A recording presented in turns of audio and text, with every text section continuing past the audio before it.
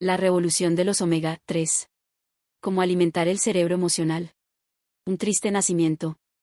Patricia tenía 30 años cuando nació su segundo hijo, justo un año después del primero. Jack, su compañero, se sentía feliz y orgulloso.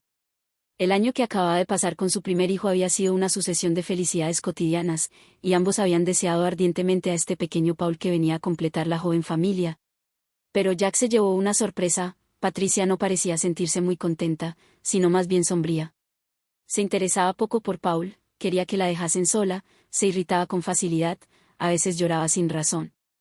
Incluso dar de mamar, que tanto le había gustado con su primer bebé, ahora le parecía una molestia. Como cualquier madre joven de cada 10, Patricia sufría depresión postparto, muy desconcertante e inquietante, pues acaba con la felicidad que habitualmente rodea el nacimiento de un nuevo ser, fruto de la propia carne. Como el bebé era una monada, todo iba bien entre la pareja, y el restaurante de Jack funcionaba cada vez mejor. Ni él ni Patricia comprendían esa súbita tristeza. Los médicos habían intentado darles confianza hablando de los cambios hormonales que acompañaban el embarazo y sobre todo el parto, pero eso no les había llegado a aliviar. Desde hace una decena de años se han abierto perspectivas totalmente nuevas acerca del problema de Patricia.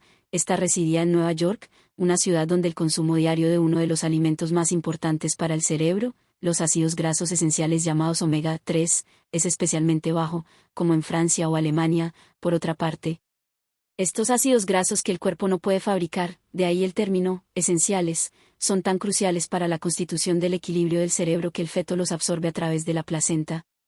Por esta razón, las reservas de la madre, ya débiles en nuestra sociedad occidental, caen dramáticamente en el transcurso de las últimas semanas del embarazo. Tras el nacimiento, los omega 3 continúan yendo a parar prioritariamente al bebé a través de la leche materna, de la que son uno de los elementos más importantes. Eso agrava todavía más el déficit de la madre. Si un segundo nacimiento sigue al primero de cerca, como en el caso de Patricia, y entre tanto su dieta ha seguido siendo pobre en esos ácidos grasos, la pérdida de omega 3 tras el segundo parto es tal que el riesgo de depresión aumenta para la madre. La incidencia de la depresión posparto en Japón, Singapur o Malasia es entre 3 y 20 veces menor que en Alemania, Francia y Estados Unidos. Según The Lancet, estas cifras corresponden a la diferencia entre esos países en lo referente al consumo de pescados y mariscos, y no pueden explicarse por una simple tendencia de los asiáticos a ocultar los síntomas de depresión. Si Jack y Patricia se hubieran instalado en Asia en lugar de en América, puede que ya no hubiese vivido su segundo parto de la misma manera. Resulta indispensable comprender por qué. El aceite que hace funcionar el cerebro. El cerebro forma parte del cuerpo. Al igual que las células del resto de órganos, las del cerebro renuevan sus componentes continuamente.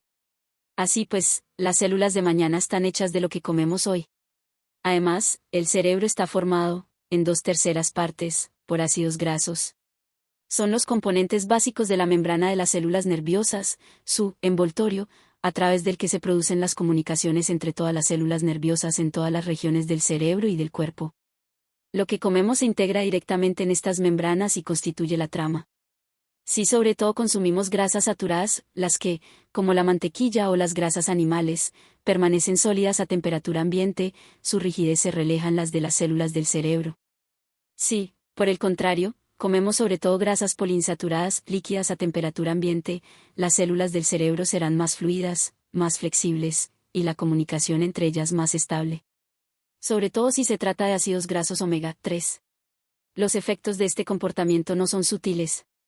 Cuando se suprime los omega 3 de la alimentación de ratas de laboratorio, su comportamiento cambia por completo en pocas semanas, se tornan ansiosas, no aprenden ninguna tarea nueva y se aterrorizan en situaciones de estrés, por ejemplo, cuando deben escaparse de un estanque encontrando una plataforma de salvamento. Y aún puede ser más grave, ya que una alimentación pobre en omega 3 reduce la experiencia del placer. Son necesarias dosis más importantes de morfina para que estos roedores vuelvan a demostrar el mínimo interés, ya que esta droga personifica el placer fácil. Por el contrario, un equipo de investigadores franceses ha mostrado que una dieta rica en omega 3, como la de los esquimales, que asimilan hasta 16 gramos diarios de aceite de pescado, aumenta, a largo plazo, la producción de neurotransmisores de la energía y del buen humor en el cerebro emocional.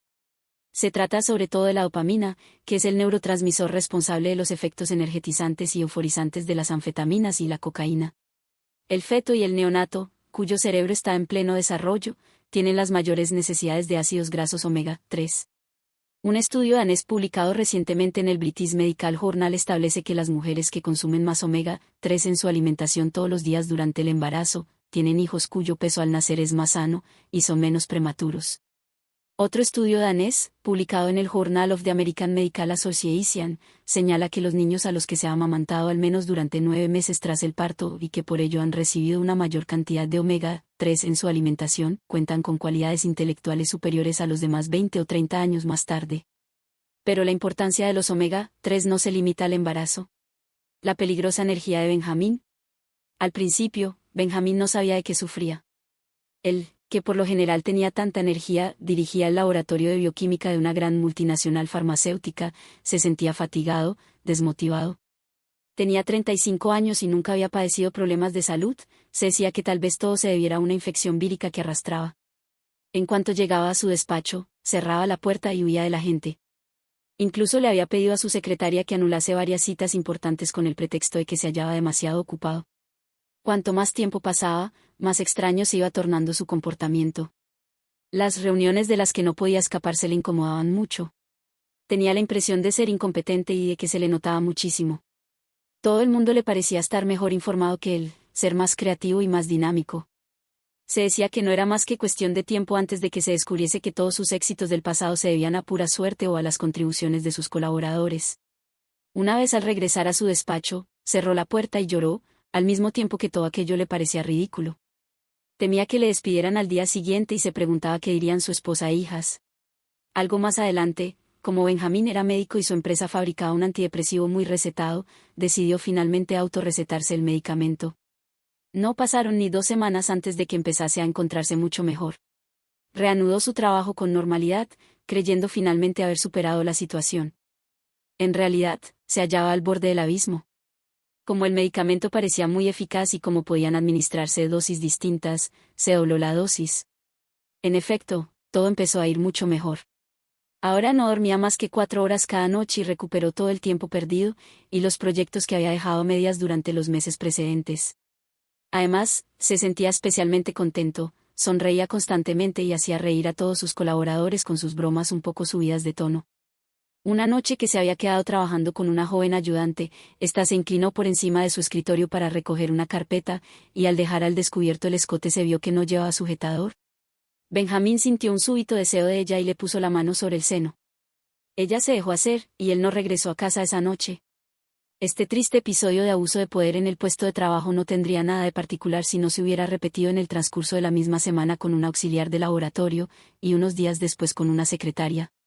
Benjamín experimentaba una energía sexual tal que le parecía inconcebible intentar contenerla. Y ni por un instante se le pasó por la cabeza que se lo estaba imponiendo a las integrantes de su equipo. Pero sus colaboradoras no tardaron en juzgar sus avances como inoportunos. Sobre todo porque no se sentían totalmente libres para decir no, como sucede en ese tipo de situaciones. Y los extravíos de Benjamín no cesaban ahí. Se había tornado irritable, y su esposa, que empezaba a tener miedo, no tenía ninguna influencia sobre él. Benjamín la había obligado a firmar una hipoteca contra su casa para comprarse un coche descapotable, y después invirtió todos sus ahorros en operaciones de bolsa desastrosas. Pero Benjamín gozaba de muy buena reputación y continuó mostrándose tan productivo en su trabajo que nadie osaba decirle nada. Todo se vino abajo el día en que una de sus colaboradoras se hartó de sus insinuaciones y comentarios sexistas. Tras una larga lucha judicial contra la empresa, que quería conservar a Benjamín a toda costa, su testimonio definitivo señaló el fin de su brillante carrera y de su matrimonio. Y eso no fue más que el principio de un largo sufrimiento. Una vez arrinconado contra la pared, Benjamín aceptó consultar a un psiquiatra, su diagnóstico no dejaba lugar a dudas. Benjamín padecía la enfermedad maníaco-depresiva, caracterizada por una alternancia entre episodios de depresión y fases de manía, en el curso de los cuales las capacidades de juicio moral y financiero están totalmente desorientadas, y únicamente son guiadas por un hedonismo de tomo y lomo circunscrito al instante presente. Estas fases maníacas suelen desencadenarse, la primera vez, tomando antidepresivos. Una vez que se detuvo el consumo del medicamento, y con la ayuda de un tranquilizante, a Benjamín se le calmaron rápidamente el humor y el exceso de energía. No obstante, privado de ese viento artificial que le hinchaba las velas, tomó conciencia del drama en el que se había hundido su vida y recayó rápidamente en la depresión. En esta ocasión, tenía buenas razones para apiadarse de su suerte. Durante meses, y luego años, los diversos medicamentos que se le recetaron no hicieron más que precipitarle de nuevo en la manía o la depresión. Además, era muy sensible a los efectos secundarios de estas moléculas. Los estabilizadores del humor que se le prescribían con dosificaciones distintas le hacían ganar peso al mismo tiempo que se sentía muy frenado, casi agotado, incluso con dosis normales. En cuanto a los antidepresivos, le impedían dormir y, además, le afectaban la capacidad de razonar. A causa de su historial, de todos conocido en su medio profesional, y de su lucha continua contra la depresión, le fue imposible volver a encontrar trabajo, y vivía gracias a la pensión que le dispensaba su seguro médico. Pero todo cambió el día en que su psiquiatra, desesperado, le propuso un tratamiento que acababa de descubrir gracias a un estudio publicado en la principal revista de psiquiatría experimental, los Archives of General Psychiatry. Benjamin, que no tomaba ningún medicamento y que sin razón aparente se pasaba llorando varios días a la semana, aceptó sin dudarlo tomar 9 cápsulas al día, 3 antes de cada comida, de un extracto de aceite de pescado. Fue un momento decisivo. Su depresión desapareció en pocas semanas. Y lo que todavía resultó más sorprendente es que, a lo largo del año siguiente, no padeció más que un episodio de unos pocos días durante los que sintió un exceso de energía poco habitual. 2 años después del inicio del tratamiento, Benjamin ya no toma otros medicamentos que sus cápsulas de aceite de pescado. No ha recuperado a su esposa ni a sus hijas, pero ha empezado a trabajar en el laboratorio de un antiguo compañero. Y su talento es tal que no dudo que volverá a recuperar el entusiasmo profesional de sus primeros años. El Dr. Andrew Stoll, de Harvard, ha sido el primero en demostrar la eficacia de los aceites de pescado ricos en omega 3 en la estabilización del humor y el alivio de la depresión entre los pacientes maníaco-depresivos. En su estudio, de todo el grupo de pacientes que tomaba omega 3, solo uno padeció una recaída. Los resultados de este estudio fueron tan concluyentes que los investigadores debieron interrumpirlo al cabo de 4 meses. En efecto, los pacientes del grupo testigo, los que no recibían más que un placebo a base de aceite de oliva, recaían con mucha más rapidez que los del grupo de omega 3, y era contrario a la deontología médica privarles de ellos durante más tiempo. Tras pasar varios años estudiando los mecanismos del humor y de la depresión, el Dr. Stoll quedó tan impresionado del efecto de los omega 3 que decidió escribir un libro consagrado al tema. No obstante, más tarde se ha sabido que los beneficios de los omega 3 no se limitan al tratamiento de la enfermedad maníaco-depresiva. Electrochoques frente al aceite de pescado. Cuando los profesores de Keck le aconsejaron abandonar sus estudios, por cómo se deterioraba su rendimiento intelectual, sus padres se inquietaron mucho. Kate, con su dulce rostro y su inteligencia tan despierta, no era el mismo desde hacía unos 5 años. Sus padres lo atribuyeron a una adolescencia difícil que tal vez estaba durando un poco más de la cuenta. A pesar de su excesiva timidez y melancolía, Kate siempre había sido muy buen alumno, se mostraba muy afectuoso con su madre y siempre buscaba su compañía. Pero, en el transcurso de los últimos meses, había empezado a negarse a comer en la cafetería del colegio, la presencia de tanta gente que no conocía le desazonaba y a continuación había empezado a padecer crisis de angustia cuando se veía obligado a tomar transportes públicos. Estaba enfadado y furioso consigo mismo. Su inquietud acerca de su futuro se agravaba con el paso de los días, y le costaba dormir. Durante la jornada no tenía energía y no podía concentrarse en su trabajo. Como siempre utilizaba su rendimiento escolar para definirse con respecto a los demás, se sentía perdido y tenía pensamientos suicidas. Durante 2 años siguió, sin éxito, un tratamiento con toda una gama de antidepresivos, de sedantes e incluso, ante el fracaso de esos medicamentos más suaves, con tranquilizantes más potentes. Añadir litio, el tratamiento de referencia de la enfermedad maníaco-depresiva, a su antidepresivo durante 2 meses no cambió nada. Desesperada su madre siguió los consejos del psiquiatra y pidió visita con un especialista en psiquiatría biológica en el Hammersmith Hospital de Londres. El Dr. Puri se mostró muy inquieto ante la gravedad de los síntomas de Kate. Sus resultados en una prueba que medía el grado de depresión fueron los más altos que jamás había visto. Además, Kate hablaba ahora de manera muy abierta de sus proyectos de suicidio, con un desapego que producía escalofríos, menor que como de todas maneras voy a morirme algún día, ¿para qué esperar más? ¿Por qué debo seguir sufriendo más? Déjenme morir, por piedad mayor que. Ante todos estos fracasos, el médico sabía que solo un tratamiento podría tal vez poner fin a una depresión tan profunda como prolongada, los electrochoques. Solo que Kate y su madre se oponían totalmente. El Dr. Puri evaluó la situación. Dada la gravedad de su estado, habría podido hospitalizarle contra su voluntad y la de su madre y someterle forzosamente a los electrochoques. Sin duda sí lo habría hecho, pero de repente ante él apareció otra posibilidad, lejana y difusa. Teniendo en cuenta la alimentación tan adolescente de Kate, y como no había reaccionado a ningún tratamiento, pudiera ser que existiese un defecto en el tejido mismo de sus neuronas. Muy intrigado a la vista de los resultados de un estudio en el que había participado acerca de la influencia de los omega-3 en la depresión de pacientes esquizofrénicos, así como los obtenidos por el Dr. Stoll entre los maníaco-depresivos, el Dr. Puri le propuso un trato a su joven paciente. Le explicó que tenía buenas razones para creer que un nuevo tratamiento, a base de aceite de pescado purificado, podría tal vez ayudarle. Era algo muy incierto pues, según sus noticias, Kate sería el primer enfermo con depresión crónica severa que iba a seguir dicho tratamiento. No obstante, sí le prometía solemnemente que bajo ninguna circunstancia intentaría poner fin a sus días durante las 8 semanas siguientes y que permanecería siempre bajo el control de su madre, estaría dispuesto a correr el riesgo del tratamiento. El Dr. Puri le suprimió todos los medicamentos, salvo el último antidepresivo, que tomaba desde hacía 10 meses. Añadió algunos gramos diarios de aceite de pescado purificado con el objeto de regenerar las membranas de las neuronas. Los resultados fueron espectaculares. En unas pocas semanas, las ideas del suicidio que rondaban a Kate desde hacía varios meses acabaron desapareciendo por completo. Su malestar en presencia de gente que desconocía también se desvaneció, y volvió a poder conciliar el sueño. 9 meses más tarde, habían desaparecido todos los síntomas de la depresión que le aplastaba desde hacía 7 años. Su puntuación actual en la escala de la depresión es 0. Además de psiquiatra, el Dr. Puri es matemático. También es especialista en imágenes cerebrales, y el Hammersmith Hospital es uno de los centros más importantes de investigación en este campo.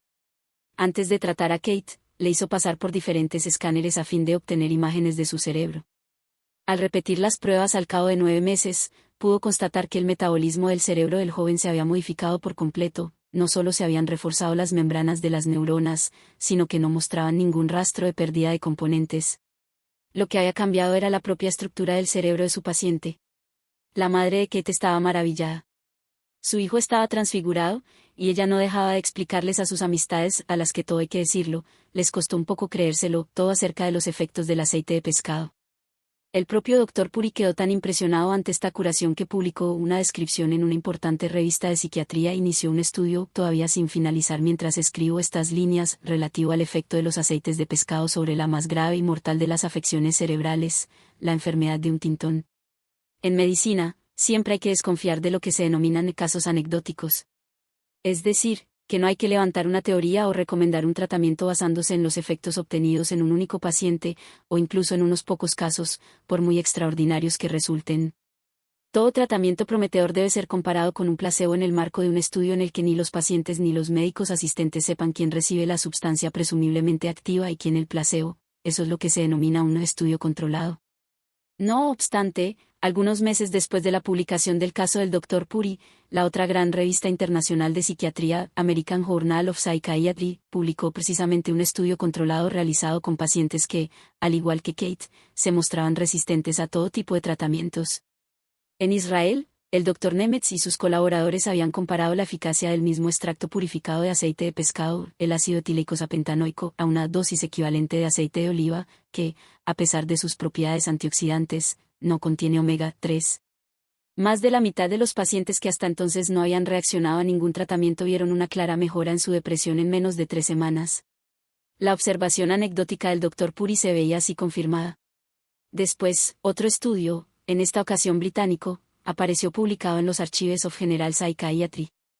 Llegaba a las mismas conclusiones y también mostraba que con los ácidos grasos omega-3 pueden mejorar toda una gama de síntomas de la depresión, la tristeza, así como la falta de energía, la ansiedad y el insomnio, el descenso de la libido y las tendencias suicidas. Un estudio más, llevado a cabo en Harvard y publicado en el American Journal of Psychiatry, también demostró que en las jóvenes, de humor muy cambiante, que a menudo se sienten fuera de control, y cuyas relaciones amorosas son dolorosas y difíciles, un suplemento de omega-3 contribuía a reducir los síntomas depresivos, así como las actitudes agresivas. Sin duda habrá que esperar varios años antes de que se realicen un número suficiente de estudios de este tipo. En efecto, como los ácidos grasos omega-3 son un producto natural, no es posible patentarlos. Por ello no interesan a las grandes empresas farmacéuticas, que financian la mayoría de los estudios científicos sobre la depresión. No obstante, la existencia de una relación entre la depresión y una tasa demasiado baja de ácidos grasos omega-3 en el organismo aparece sugerida en otros muchos resultados, Por ejemplo, los pacientes deprimidos cuentan con reservas más débiles de omega 3 que los sujetos normales. Y cuanto más débiles son sus reservas, más graves son sus síntomas. Y lo que todavía resulta más sorprendente, cuanto más omega 3 contiene la alimentación corriente de las personas, menos tendencia tienen a deprimirse. Esto coincide con un gran estudio elaborado en Finlandia y publicado en los Archives of General Psychiatry, que muestra que un consumo frecuente de pescado, más de 2 veces por semana, está asociado con un menor riesgo de depresión y una disminución de pensamientos de hastío de vivir en la población en general. Y un estudio de la población de 2003 en los Países Bajos también confirmó que las personas mayores de 60 años, cuyos exámenes de sangre revelan niveles más altos de ácidos grasos esenciales omega 3 en su cuerpo, tienen menos probabilidades de estar deprimidos. La dieta de los primeros seres humanos. Según varios investigadores, para comprender este misterioso efecto de los ácidos grasos sobre el cerebro y el humor, hay que remontarse a los orígenes de la humanidad. Existen dos tipos de ácidos grasos esenciales, los omega 3 que aparecen contenidos en las algas, el plancton y algunas plantas terrestres, como la hierba, y los omega 6 que se encuentran en casi todos los aceites vegetales y en la carne, sobre todo en la carne de animales alimentados con grano o con harinas animales. Aunque importantes para el organismo, los omega 6 no cuentan con las mismas y beneficiosas propiedades para el cerebro y favorecen las reacciones de inflamación, de las que hablaremos más adelante. En el momento en que el cerebro del Homo sapiens se desarrolló, es decir, cuando accedió a la conciencia de sí mismo, la humanidad vivía alrededor de los grandes lagos del este africano. El acceso a un ecosistema único muy rico en pescados y crustáceos podría haber sido el desencadenante de un desarrollo prodigioso del cerebro. Se cree que la alimentación de esos primeros seres humanos era perfectamente equilibrada, siendo la proporción entre el aporte de omega 3 y omega 6 de 1:1. Esta proporción ideal suministraba al cuerpo exactamente la alimentación que necesitaba para producir neuronas de una calidad óptima, y así dar al cerebro capacidades totalmente nuevas que permitieron la fabricación de herramientas, el lenguaje y la conciencia. En la actualidad, con el desarrollo de la agricultura, de la cría intensiva de animales en la que se les alimenta sobre todo con grano en lugar de hierba silvestre, y la presencia de aceites vegetales ricos en omega 6 en todos los alimentos industriales, la proporción omega 3 omega 6 en la alimentación occidental varía ahora entre 1:10 y 1:20. Para hacerse una idea, podría decirse que el cerebro es un motor de elevadas prestaciones concebido para funcionar con un combustible muy refinado, mientras que ahora nosotros le hacemos funcionar con gasóleo de mala calidad. Este desajuste entre lo que necesita el cerebro y con lo que se le alimenta hoy en día, tanto en Europa como en Estados Unidos, explicaría en gran parte las enormes diferencias en la incidencia de la depresión entre las sociedades occidentales que no consumen, o casi no consumen, pescados y crustáceos, y las poblaciones asiáticas a las que les encanta. En Taiwán, Hong Kong y Japón, la depresión es casi 12 veces menos frecuente que en Francia, incluso si se tienen en cuenta las diferencias de actitudes culturales respecto de la depresión en los países asiáticos. Esto tal vez explicaría también la velocidad con la que la depresión parece extenderse en Occidente desde hace 50 años. Hoy en día, el consumo de omega 3 sería todavía la mitad de lo que era antes de la Segunda Guerra Mundial. Y resulta que es durante este mismo periodo cuando ha aumentado de manera considerable la incidencia de la depresión. El exceso de omega 6 en el organismo produce reacciones de oxidación e induce respuestas inflamatorias un poco por todo el cuerpo. Todas las grandes enfermedades crónicas en auge en el mundo occidental se ven agravadas por dichas reacciones inflamatorias, las enfermedades cardiovasculares, como los infartos y los accidentes vasculares cerebrales, pero también el cáncer, la artritis e incluso el mal de Alzheimer. Se da una sorprendente concordancia entre los países con las tasas de mortalidad más elevadas debidas a enfermedades cardiovasculares y aquellos en los que la depresión es más frecuente. Esto sugiere la existencia de causas comunes. Ahora bien, los omega 3 cuentan con efectos beneficiosos muy importantes para las afecciones cardíacas, conocidos mucho antes que los que acaban de ser estudiados respecto a la depresión. El primer gran estudio al respecto fue llevado a cabo en Lyon, Francia, por dos investigadores franceses, Serge Ranaud y Michel Delorgerie. En un artículo aparecido en The Lancet mostraron que los pacientes que seguían una dieta rica en omega 3, la dieta denominada mediterránea, contaban hasta con un 76% menos de probabilidades de morir en los 2 años posteriores a haber sufrido un infarto que aquellos que seguían las recomendaciones establecidas por la American Heart Association. Diversos estudios también han demostrado que un efecto de los omega 3 sobre el corazón es reforzar la frecuencia del ritmo cardíaco y protegerlo contra las arritmias. Como el reforzamiento de la frecuencia cardíaca protege contra la depresión, resulta pues lógico pensar que la depresión y las enfermedades cardíacas evolucionan de la misma manera en las sociedades que prestan poca atención a los ácidos grasos de pescado en su alimentación cotidiana. ¿Es la depresión una enfermedad inflamatoria?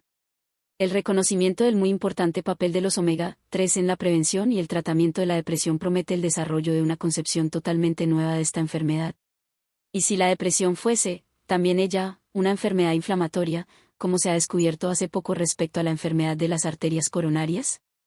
Esto permitiría explicar un conjunto de extrañas observaciones que las teorías contemporáneas de esta enfermedad, que se limitan a examinar la influencia de neurotransmisores como la serotonina, omiten corriendo un tupido velo. Tomemos el caso de Nancy, por ejemplo. Tenía 65 años cuando se le diagnosticó una depresión por primera vez en su vida. No obstante, no había nada en su existencia que hubiera cambiado. Ella no comprendía por qué su médico estaba tan convencido de que los síntomas de tristeza, fatiga, insomnio y pérdida de apetito correspondían a una depresión típica. 6 meses más tarde, cuando todavía no había iniciado su tratamiento con antidepresivos, sintió un persistente dolor en el vientre. Una ecografía reveló la presencia de un gran tumor junto al hígado. Nancy tenía un cáncer de páncreas. Como suele suceder con esta enfermedad, se había manifestado primero a través de una depresión en lugar de mediante síntomas físicos. Son muchos los cánceres que comportan fenómenos inflamatorios importantes mucho antes de que ni siquiera alcancen un tamaño significativo. Parece que esta inflamación sería la responsable de los síntomas depresivos que con frecuencia preceden al diagnóstico de la enfermedad. Por otra parte, a menudo suelen encontrarse tales síntomas de depresión en todas las enfermedades físicas que tienen un componente inflamatorio difuso, como las infecciones, neumonía, gripe, fiebre tifoidea, los accidentes vasculares cerebrales, los infartos de miocardio, las enfermedades autoinmunes, y otras más. ¿No podría ser que la depresión, clásica, también fuese la manifestación de reacciones inflamatorias difusas? No resultaría sorprendente, pues se sabe que el estrés desencadena tales reacciones inflamatorias, y que, esa es la razón por la cual contribuye al acné, la artritis y a la exacerbación de enfermedades autoinmunes. Después de todo, puede que la medicina tibetana tenga razón, la depresión podría muy bien ser una enfermedad tanto del cuerpo como del espíritu. ¿Dónde encontrar los ácidos grasos esenciales del tipo omega-3? Las principales fuentes de ácidos grasos esenciales omega-3 son las algas y el plancton, que nos llegan a través del pescado y el marisco, que los acumulan en sus tejidos grasos. Los pescados azules más ricos en grasa son la mejor fuente de omega-3. No obstante, los pescados de piscifactoría son menos ricos en omega-3 que los salvajes. El salmón salvaje, por ejemplo, es una excelente fuente de omega-3, pero el de piscifactoría lo es en menor medida. Las fuentes más fiables, y las menos susceptibles de estar contaminadas por mercurio, dioxina, o carcinógenos orgánicos, son los pescaditos que se encuentran en la parte inferior de la cadena alimenticia. Estos son la caballa, uno de los pescados más ricos en omega-3, las anchoas, enteras, no en filetes, las sardinas y los arenques. Otros pescados ricos en omega-3 son el atún, alabadejo y la trucha. También existen fuentes vegetales de omega-3, pero requieren una etapa suplementaria en el metabolismo para transformarse en los mismos componentes de las membranas neuronales.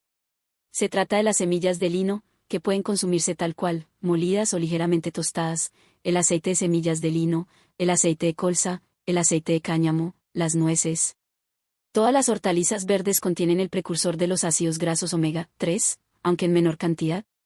Las fuentes más ricas son las hojas de verdolaga, un alimento básico en la cocina romana hace 2000 años, y que todavía se utiliza en la Grecia actual, las espinacas, las algas marinas y la espirulina, alimento tradicional de los aztecas. La hierba y las hojas naturales de las que se alimentan los animales salvajes o de granja también contienen aceites omega-3. Por esa razón, los animales de caza suelen ser mucho más ricos en omega-3 que los animales de granja, por lo menos los no orgánicos. Además, cuanto más grano se utiliza para alimentar a los animales de granja, menos omega-3 contiene su carne. Un artículo publicado en el New England Journal of Medicine muestra, por ejemplo, que los huevos de las gallinas alimentadas con grano contienen 20 veces menos omega-3 que los huevos de gallinas que se alimentan libremente en la naturaleza. La carne de ganado alimentado con grano también se torna más rico en ácidos grasos omega-6, cuyas propiedades son proinflamatorias. Por tanto, de modo a mantener un equilibrio entre omega-3 y omega-6, es importante limitar el consumo de carne a un máximo de 3 porciones por semana, y evitar las carnes grasas, incluso aquellas más ricas en omega 6, y las grasas saturadas que compiten con omega 3. Todos los aceites vegetales son ricos en omega 6 y no contienen omega 3, salvo el aceite de semillas de lino, el de colza y el de cáñamo, que poseen un tercio de omega 3. El aceite de semillas de lino contiene más de un 50% de omega 3, lo cual lo convierte en la mejor fuente vegetal de estos ácidos grasos esenciales. El aceite de oliva puede utilizarse libremente, no contiene mucho omega 3 ni mucho omega 6, de modo que no afecta a las proporciones. Para mantener la relación omega 3, omega 6 lo más cercana posible del 1 al 1, hay que eliminar casi todos los aceites de cocina habituales, salvo el de oliva o el de colza. Es indispensable eliminar el aceite de fritura que, además de los radicales libres que libera, resulta especialmente oxidante para los tejidos. La mantequilla, la nata y los lácteos no desnatados deben consumirse con moderación, pues limitan la integración de los omega 3 en las células. No obstante, el investigador francés Serge Herano ha demostrado que el queso y el yogur, aunque estén fabricados con leche entera, resultan mucho menos nocivos que el resto de productos lácteos. Su alto contenido en calcio y magnesio reduce la absorción de los ácidos grasos saturados. Por esta razón, la gran nutricionista Artemio Simopoulos, antigua presidente del Comité de Coordinación Nutricional en el National Institute of Health, considera que unos 30 g de queso al día son aceptables en su plan de dieta omega. Además, algunos estudios nuevos e intrigantes sugieren que los productos lácteos, los huevos e incluso la carne derivada de los animales alimentados en parte con semillas de lino, un 5% de la dieta del animal, pueden ayudar a reducir el colesterol y la resistencia a la insulina en la diabetes de tipo 2.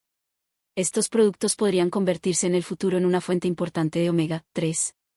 Los hallazgos de los estudios existentes sugieren que para obtener un efecto antidepresivo hay que consumir entre 1 y 10 gramos al día de la combinación de DHA, ácido docosahexaenoico, y EPA, ácido eicosapentanoico, las dos formas de omega 3 habitualmente presentes en el aceite del pescado. En la práctica, mucha gente opta por un suplemento de omega 3 a fin de asegurarse de recibir una dosis del nutriente pura, fiable y de calidad. Los fabricantes de complementos dietéticos ofrecen numerosos productos en forma de cápsulas o de aceite. Los mejores productos parecen ser los que contienen una mayor concentración de EPA con relación al DHA. Algunos autores tales como el Dr. Stoll y el Dr. David O'Robin, antiguo presidente de la Cátedra de Medicina en la Universidad de Montreal, sugieren que sobre todo el EPA el que tendría un efecto antidepresivo y que demasiado DHA tal vez impida que se manifieste dicho efecto, siendo necesarias dosis más importantes que si el producto es más puro en EPA. En efecto, un estudio del Baylor College of Medicine descubrió que un suplemento de DHA puro no tenía efecto sobre la depresión, lo cual contrasta fuertemente con los resultados de los estudios que habían utilizado EPA. Los productos con una concentración muy alta de EPA, por lo menos 7 veces más EPA que DHA, podría requerir solo 1 gramo al día de EPA. Esta es la dosis que se utilizó en los 3 estudios que se centraban específicamente en pacientes con síntomas depresivos. Es preferible elegir un producto que contenga asimismo un poco de vitamina E a fin de proteger el aceite contra una oxidación posible, que lo tornaría ineficaz e incluso nocivo. Algunos médicos recomiendan combinar la ingesta de un complemento de omega 3 con un complemento vitamínico diario, que contenga vitamina E, no más de 800 UI diarias, vitamina C, no más de 1 gramo diario, y selenio, no más de 200 gramos diarios, para evitar la oxidación de los ácidos grasos omega 3 en el interior del organismo. No obstante, no he hallado evidencia de que este extenso régimen complementario fuera verdaderamente necesario. El aceite de hígado de bacalao, muy famoso entre nuestros abuelos como fuente de vitaminas A y D, no es una buena fuente de omega 3 a largo plazo. Sería necesario tomar tales cantidades que provocarían una sobrecarga importante y peligrosa de vitamina A. Curiosamente, a pesar de que algunos pacientes se muestran reacios a la idea de tomar complementos de grasa, no parece que los aceites omega 3 engorden. En su estudio sobre los pacientes bipolares, el Dr. Stoll constató que los pacientes no engordaban a pesar de ingerir diariamente 9 gramos de aceite de pescado. De hecho, algunos incluso adelgazaron. En un estudio realizado con ratas, las que seguían una dieta rica en omega 3 estaban el 25% más delgadas que las que consumían exactamente la misma cantidad de calorías pero sin omega 3. Algunos autores han sugerido que la manera en que el cuerpo utiliza los omega 3 limita la formación de tejido graso. Los únicos efectos secundarios de los complementos de omega 3 son cierto resabio a pescado, que suelen desaparecer tomando complementos en dosis separadas, al principio de las comidas, ocasionalmente deposiciones algo líquidas o diarrea leve, que puede requerir reducir la dosis durante unos días, y, en casos aislados, moratones o un incremento del tiempo de duración del sangrado. Las personas que estén tomando anticoagulantes tales como Coumadin, o incluso una aspirina diaria, que también incrementa el tiempo de duración del sangrado, deberían cuidarse de no tomar más de 1000 miligramos al día de aceite de pescado y consultar a su médico. El juicio de la historia. El día en que los historiadores se dediquen a estudiar la historia de la medicina en el siglo XX, creo que descubrirán dos momentos estelares principales. El primero es el descubrimiento de los antibióticos, que casi ha erradicado la neumonía, la primera causa de mortalidad en Occidente hasta la Segunda Guerra Mundial. El segundo es una revolución en curso, la demostración científica de que la alimentación tiene un impacto profundo sobre casi todas las grandes enfermedades de las sociedades occidentales. Los cardiólogos apenas empiezan a admitirlo, aunque no prescriban siempre aceite de pescado, a pesar de los estudios realizados en ese campo y las actuales recomendaciones oficiales de la American Heart Association. Los psiquiatras están todavía más atrás. No obstante, el cerebro es ciertamente tan sensible al contenido de la alimentación cotidiana como lo es el corazón. Cuando nos intoxicamos con alcohol o drogas ilegales, el cerebro sufre. Cuando no le alimentamos con componentes esenciales, también sufre. Resulta, por tanto, sorprendente que hayan tenido que pasar 2500 años para que la ciencia moderna caiga sobre esta constatación, algo que todas las medicinas tradicionales, sean tibetanas o chinas, ayurvédicas o grecorromanas, ya tenían presente desde sus primeros tratados. Decía Hipócrates, deja que tus alimentos sean tu remedio, y que tu remedio sea tu alimento. Hace 2400 años. Pero existe otra puerta de entrada al cerebro emocional que pasa totalmente por el cuerpo. Reconocida también desde los tiempos de Hipócrates, ha sido tan descuidada en Occidente como la alimentación. Curiosamente, lo es todavía más por quienes padecen de estrés o depresión, bajo pretexto de que bien carecen de tiempo o de la energía necesaria. Se trata del ejercicio físico. Incluso, como vamos a ver, en dosis muy pequeñas. ¿Quieres seguir descubriendo más? Entonces suscríbete y activa las notificaciones para no perderte el próximo episodio. Además, si deseas profundizar aún más, el libro físico te espera en el enlace de la descripción. No dejes de aprender y crecer.